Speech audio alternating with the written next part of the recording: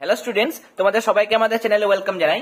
আজকে আমরা দেখো তোমাদের ক্লাস 8 এর প্রশ্নবিচিত্রা থেকে পরিবেশ ও বিজ্ঞানের 13 নম্বর স্কুল রাজাগ্রাম এসবি রাহা ইনস্টিটিউশন থেকে যে কোশ্চেন পেপারটা দেওয়া হয়েছে সেটার আমরা সমস্ত 1 মার্কসের এবং 2 মার্কসের কোশ্চেনের আনসার আজকের ক্লাসে প্রোভাইড করব। যারা প্রিভিয়াস ক্লাসগুলো দেখোনি বা চ্যানেলে নতুন এসেছো তারা কিন্তু অবশ্যই এই ভিডিও ডেসক্রিপশন বক্সে গিয়ে দেখবে ক্লাস 8 সায়েন্স প্লেলিস্টের লিংক আমি দিয়ে দিয়েছি। সেই লিংকে ক্লিক করলেই তোমাদের সামনে ক্লাস 8 এর পরিবেশ ও বিজ্ঞানের যে সমস্ত মডেল কোশ্চেন পেপারগুলো সলভ করা হয়ে গেছে সেগুলোর ক্লাস তোমরা পরপর দেখতে পাবে। তোমরা কিন্তু অবশ্যই প্লেলিস্ট অপশনে গিয়ে ক্লাসগুলি দেখে নিও। তাহলে দেখো 13 নম্বর স্কুলে আমাদের একের দাগের আজকের প্রথম এমসিকিউ, বায়ুতে W1 ওজনের কোনো বস্তু তরলে নিমজ্জিত হলে তার উপর ক্রিয়াশীল বল W2 হয়, প্রদত্ত কোনটি ভাষণের শর্ত? আমরা জানি যদি প্লবতা বল মানে এক্ষেত্রে যেটা W2 যেটা ঊর্ধ্বমুখী ক্রিয়াশীল আর ওজনটা হচ্ছে নিম্নমুখী ক্রিয়াশীল। যদি প্লবতা বল বস্তুর ওজনের থেকে বেশি হয় তাহলে বস্তুটা ভাসে। আবার যদি প্লবতা বল মানে W2 আর বস্তুর ওজন এই দুটো সমান হয় তাহলে বস্তুটি নিমজ্জিত অবস্থায় ভাসে। এখানে তুমি আনসার করবে অপশন বি, এবং যদি ক্লিয়ারলি মেনশন থাকে যে নিমজ্জিত অবস্থায় ভাসবে তাহলে এটা, আর যদি বলে শুধুমাত্র ভাসবে তাহলে সেক্ষেত্রে অপশন সিও তুমি করতে পারবে। কেমন? এরপরে 2 নম্বর প্রশ্ন, পেরিস্কোপ যে নীতির উপর প্রতিষ্ঠিত তা হলো, আনসার হবে প্রতিফলন। এরপরে পরমাণু নিস্তড়িত কণিকা হলো নিউট্রন। অন্তর্ধৃত হাইড্রোজেন সাধারণ হাইড্রোজেন অপেক্ষা, আনসার হবে দেখো এখানে বেশি সক্রিয়। নেক্সট, কোনটি বায়োডিগ্রেডেবল পলিমার? আনসার হবে দেখো সেলুলোজ, এটা হচ্ছে জৈব ভঙ্গুর পলিমার। এরপরে পর্দাবিহীন অঙ্গাণুটির নাম, আনসার হবে দেখো রাইবোজোম। আবরণী কলার বিশেষ কাজ হলো ক্ষরণ করা। টেস্টোস্টেরন হরমোন নিঃসৃত হয় শুক্রাশয় থেকে। ম্যানগ্রোভ জাতীয় উদ্ভিদ জন্মায় সুন্দরবনে। আর শেষ এমসিকিউ, হিং হলো এক প্রকার ক্ষতিকারক পদার্থ। তবে এখানে দেখো এটা ক্ষতিকারক হবে না, এটা অ্যাকচুয়ালি হবে খরিত পদার্থ, তাই না? এখানে এই জিনিসটা হবে খরিত। এরপরে 2 দাগের প্রশ্নগুলো আমরা সলভ করে নেব। দেখো প্রথম প্রশ্ন দেওয়া হয়েছে, পরস্পর 90 ডিগ্রি কোণে আনত দুটি সমতল দর্পণের মাঝে কোনো বস্তু রাখলে ওই বস্তুর কয়টি প্রতিবিম্ব সৃষ্টি হয়? প্রতিবিম্বের সংখ্যা বের করার নিয়ম আমরা জানি, 360 ডিগ্রি বাই থিটা মাইনাস 1। এবার থিটার মান হচ্ছে এখানে 90 ডিগ্রি, দুটো দর্পণকে যে কোণে রাখা হয় সেটা হচ্ছে থিটার মান। এখানে 90 ডিগ্রি কোণে রাখা হয়েছে, তার জন্য থিটার বদলে 90 আমরা বসাবো। এবার 0 0 কেটে দিয়ে 36 কে 9 দিয়ে ভাগ করলে 4 হয়, 4 থেকে 1 বিয়োগ করবো তাহলে আমরা পেয়ে যাচ্ছি 3টি, অর্থাৎ এখানে 3টি প্রতিবিম্ব সৃষ্টি হবে। এরপরে শহরের জল সরবরাহ জলের কোন ধর্মের উপর নির্ভর করে? তোমরা এখানে আনসারটি লিখবে সমোচ্চশীলতা ধর্ম। এরপরে নেক্সট দেখো, সোডিয়াম প্লাস আয়নে ইলেকট্রন সংখ্যা ও প্রোটন সংখ্যা কত? দেখো আমরা সোডিয়াম মানে জানি, দেখো সোডিয়ামের ক্ষেত্রে পারমাণবিক সংখ্যা 11, ভর সংখ্যা হয় 23। তার মানে সোডিয়ামের ক্ষেত্রে 11টি প্রোটন 11টি ইলেকট্রন থাকে। কিন্তু যখন সোডিয়াম প্লাস তৈরি হয় তখন সেক্ষেত্রে একটি ইলেকট্রন বেরিয়ে যায়, তার ফলে Na প্লাস আয়নের মধ্যে ইলেকট্রন সংখ্যা কত হয়? 10টি, এবং প্রোটন সংখ্যার কোনো পরিবর্তন হয় না, সেটা কিন্তু 11টি থাকে। এরপরে নেক্সট, কার্বোজেন কাকে বলে? লিখবে অক্সিজেন ও 5 থেকে 10% কার্বন ডাইঅক্সাইড মানে CO2 এর মিশ্রণকে কার্বোজেন বলে। এটি কি কাজে ব্যবহৃত হয়? দেখো এটি নিউমোনিয়া আক্রান্ত রোগী, কার্বন মনোক্সাইডের বিষক্রিয়া দ্বারা আক্রান্ত রোগীর কৃত্রিম শ্বাসকার্য চালানোর জন্য ব্যবহৃত হয়। 5 নম্বর প্রশ্ন, তাপ ও বিদ্যুতের সুপরিবাহী একটি অধাতুর নাম তোমরা লিখবে গ্রাফাইট, যা তাপ এবং তড়িৎ উভয়েরই কিন্তু সুপরিবাহী। এরপরে নেক্সট, কোন ব্যাকটেরিয়া মানুষের অন্ত্রে ভিটামিন B12 প্রস্তুত করে? এটির আনসার হবে দেখো এসচেরিচিয়া কোলাই। নেক্সট বলা হয়েছে, পিতামাতা থেকে তাদের সন্তানদের মধ্যে বংশগত বৈশিষ্ট্য কিসের মাধ্যমে বাহিত হয়? এখানে তোমরা আনসারটি লিখবে জিনের মাধ্যমে। এরপরে নেক্সট, কোন হরমোন গ্লুকোজের ভাঙন ঘটিয়ে শক্তি উৎপাদনে সাহায্য করে? আনসারে তোমরা লিখবে দেখো ইনসুলিন হরমোন। এরপরে নেক্সট, বায়োলুমিনেসেন্ট জীবদের দেহে অবস্থিত প্রোটিন ঘটিত রঞ্জক পদার্থটির নাম কি? আনসার হবে লুসিফেরিন। এরপরে 2 দাগের শেষ প্রশ্ন, কোন ওষুধি গাছে অ্যান্টিপাইরেটিক উপাদান থাকে? অ্যান্টিপাইরেটিক মানে যা দেহের তাপমাত্রা কমাতে মানে জ্বর কমাতে সাহায্য করে। আনসার হবে ঘৃতকুমারী বা অ্যালোভেরা। এরপরে আমরা 3 দাগের প্রশ্নগুলো সলভ করে নেব। দেখো প্রথম প্রশ্ন বলা হচ্ছে, কোন তরলের প্লবতা বলতে কি বোঝায়? লিখবে স্থির তরল বা গ্যাসীয় পদার্থে কোনো বস্তুকে আংশিক বা সম্পূর্ণ নিমজ্জিত করা হলে ওই বস্তুর উপর সংশ্লিষ্ট তরল একটি খাড়া ঊর্ধ্বমুখী মানে উপরের দিকে একটি বল প্রয়োগ করে, যা ওই নিমজ্জিত বস্তুর ওজনকে আংশিক মানে কিছুটা হয়তো প্রতিমিত করতে পারে বা সম্পূর্ণ মানে পুরোটা কিন্তু ব্যালেন্স করতে চায়। তরল দ্বারা প্রযুক্ত মানে এই তরল বস্তুর উপর যে এই ঊর্ধ্বমুখী বল প্রয়োগ করে সেটাকে বলা হয় প্লবতা বল। এরপরে সমতল দর্পণে একটি আলোক রশ্মি 30 ডিগ্রি কোণে আপতিত হলে প্রতিফলনের পর আলোক রশ্মির চ্যুতি কত হবে? এক্ষেত্রে প্রতিফলন কোণের মান কত? প্রতিফলন কোণের মান কিন্তু 30 ডিগ্রি হবে, তার কারণ আপতন কোণ এবং প্রতিফলন কোণ সমান হয়।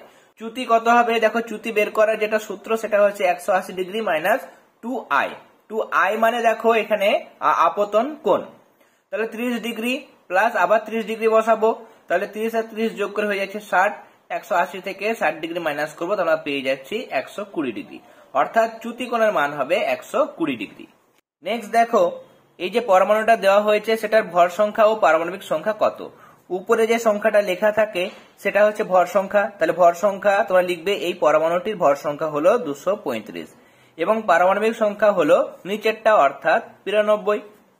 যদি পরমাণুটিতে 3টি নিউট্রন বেশি থাকতো তবে সেটির সংকেত কিভাবে লেখা হতো? যদি নিউট্রন সংখ্যা 3টে বেশি থাকে তাহলে সেক্ষেত্রে এই যে পারমাণবিক সংখ্যা 92 আছে সেটার কোনরূপ কোনো পরিবর্তন হয় না, তার কারণ পারমাণবিক সংখ্যা মানে হচ্ছে প্রোটন সংখ্যা।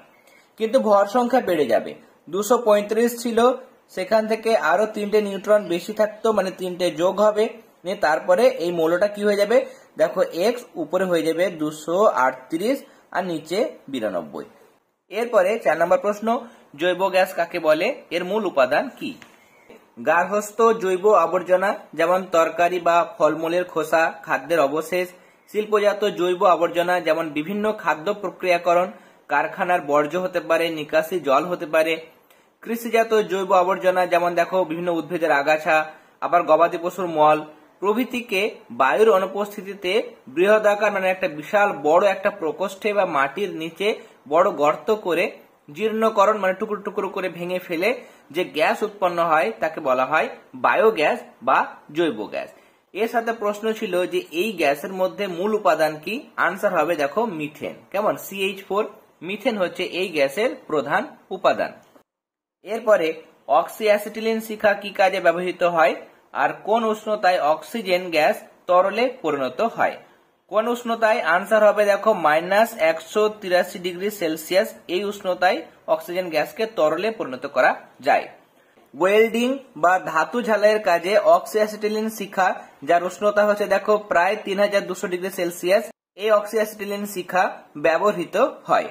এরপর দেখো সংকেত লেখো ফেরিক ক্লোরাইড, এর সংকেত দেখো হয়ে যাবে FeCl3। আমি এখানে লিখছি FeCl3, তার কারণ হচ্ছে আয়রনের যোজ্যতা 3 সেটা এখানে বসবে, আর ক্লোরিনের যোজ্যতা 1 সেটা আয়রনের নিচে বসবে। 1 আমরা লিখি না, তাহলে এক্ষেত্রে FeCl3 এটা হবে ফেরিক ক্লোরাইডের সংকেত। অ্যামোনিয়াম নাইট্রেটের সংকেত হয়ে যাবে NH4NO3। কেমন? ক্যালসিয়াম কার্বনেট হয়ে যাবে দেখো CaCO3। আর কার্বন টেট্রাক্লোরাইড দেখো মনো মানে হচ্ছে 1, ডাই মানে 2, ট্রাই মানে 3, টেট্রা মানে 4, পেন্টা মানে 5, হেক্সা মানে 6, এরকম ভাবে কিন্তু নামকরণ করা হয়। টেট্রা মানে 4টে, কি আছে? ক্লোরাইড মানে ক্লোরিন আছে, তাহলে কার্বন টেট্রাক্লোরাইডের সংকেত হয়ে যাবে CCl4। এরপরে নেক্সট কোশ্চেন দেখো অনুবীক্ষণ যন্ত্র কয় প্রকার ও কি কি? আর যৌগিক আলোক অনুবীক্ষণ যন্ত্রে ব্যবহৃত লেন্সগুলির নাম কি কি? দেখো আলোক অনুবীক্ষণ যন্ত্র 3 ধরনের, একটা হচ্ছে সরল আলোক অনুবীক্ষণ যন্ত্র, 2 নম্বর হচ্ছে যৌগিক আলোক অনুবীক্ষণ যন্ত্র, আর 3 নম্বর হচ্ছে দেখো ইলেকট্রন অনুবীক্ষণ যন্ত্র। আর যৌগিক অনুবীক্ষণ যন্ত্রে যে যে লেন্স ব্যবহার করা হয় সেগুলো হচ্ছে দেখো একাধিক লেন্স ব্যবহার করা হয়, যেমন দেখো অকিউলার লেন্স, আর 2 নম্বর লেন্সের নাম দেওয়া হয়েছে দেখো অবজেক্টিভ লেন্স। নেক্সট কোশ্চেন, পাউরুটি তৈরিতে ব্যবহৃত ছত্রাকের নাম কি? এই ছত্রাকটি এককোষী না বহুকোষী? যে ছত্রাকটি ব্যবহার করা হয় তার নাম হচ্ছে ইস্ট, তাহলে তোমরা লিখবে ইস্ট। কেমন? আর এটি এককোষী না বহুকোষী? এটা হবে এককোষী। কেমন? পাউরুটি তৈরি করার ক্ষেত্রে এককোষী ছত্রাক ইস্ট ব্যবহার করা হয়। এরপরে মানবদেহে অ্যাড্রিনাল গ্রন্থির অবস্থান কোথায় আর এই গ্রন্থি নিঃসৃত হরমোনটির নাম কি? অ্যাড্রিনাল গ্রন্থির অবস্থানে তোমরা লিখবে যে আমাদের প্রতিটি বৃক্ক বা কিডনির উপরে ত্রিভুজের মতো একজোড়া অ্যাড্রিনাল গ্রন্থি অবস্থিত। আর এই গ্রন্থি নিঃসৃত হরমোনের নাম কি? আনসার লিখবে adrenaline hormone. Next question, phytoplankton কি? উদাহরণ দাও। লিখবে যে প্ল্যাঙ্কটন কথাটি এসছে গ্রিক শব্দ প্ল্যাঙ্কটোস থেকে, যার অর্থ হলো ভেসে বেড়ানো। ফাইটোপ্ল্যাঙ্কটন হলো এক ধরনের এককোষী ক্লোরোফিল যুক্ত আণুবীক্ষণিক জীব যারা সূর্যের আলোর সাহায্যে খাবার তৈরি করতে পারে এবং সাধারণত জলের উপরের দিকটায় বাস করে। ফাইটোপ্ল্যাঙ্কটনের উদাহরণ তোমরা লিখবে ডায়াটম। এছাড়া দেখো এদিকে উদাহরণ দেওয়া হয়েছে ডিনোফ্ল্যাজেলেট, যেকোনো একটি উদাহরণ তোমরা লিখবে। 11 নম্বর প্রশ্ন, কোন ফলে পিপেরাইন নামক যৌগ উপস্থিত? আনসার হবে গোলমরিচ। তাহলে তোমরা এখানে লিখবে গোলমরিচ। এর সাথে দেখো প্রশ্ন দেওয়া হয়েছে আদা ও হলুদ উদ্ভিদের কোন অংশ থেকে সংগ্রহ করা হয়? দেখো আদা হচ্ছে গ্রন্থি কাণ্ড, তাহলে তোমরা এখানে লিখবে গ্রন্থি কাণ্ড, এই কথাটা লিখবে। আর হলুদের ক্ষেত্রে হলুদ হচ্ছে দেখো কন্দ, তাহলে তোমরা এখানে লিখবে কন্দ। এরপর দেখো আমাদের আজকের ক্লাসের শেষ প্রশ্ন, কচুরিপানার দুটি ব্যবহার লেখো। 282 পাতায় তোমরা পাবে। দেখো প্রথম ব্যবহার তোমরা লিখবে যে কচুরিপানায় নাইট্রোজেনের পরিমাণ বেশি থাকায় এটিকে বায়োগ্যাসের উৎস রূপে ব্যবহার করা হয়। 2 নম্বর হচ্ছে কচুরিপানার সহ্য ক্ষমতা অত্যধিক বেশি, ভারী ধাতুর শোধন ক্ষমতা বেশি হওয়ায় বের হওয়া নোংরা দূষিত জল থেকে cadmium, chromium, cobalt, nickel, lead ও মার্কারির মতো ক্ষতিকারক ধাতুকে শোধন করতে পারে, ফলে জল দূষণমুক্ত ও ব্যবহার উপযোগী হয়।